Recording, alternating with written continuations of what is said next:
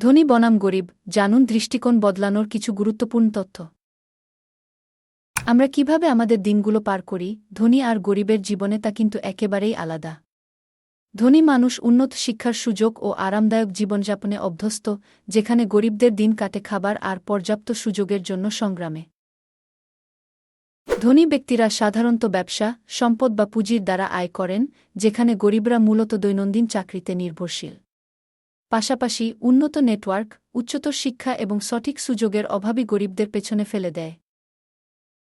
এই পার্থক্যের কারণ সবসময় ভাগ্যের সঙ্গে যুক্ত নয়। অনেক সময় পরিবেশ, সরকারি নীতি ও সঠিক পরিকল্পনার অভাবে গরিবদের উচ্চমানের সুযোগ থেকে বঞ্চিত হতে হয়। কঠোর পরিশ্রম আর শিক্ষার মাধ্যমে এই চক্র ভাঙা সম্ভব।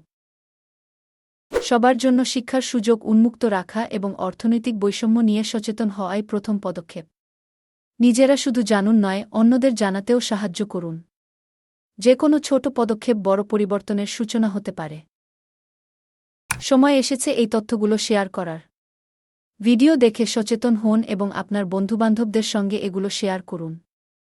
একসঙ্গে আমরা আরও সুন্দর এবং ন্যায্য সমাজ গড়ে তুলতে পারি।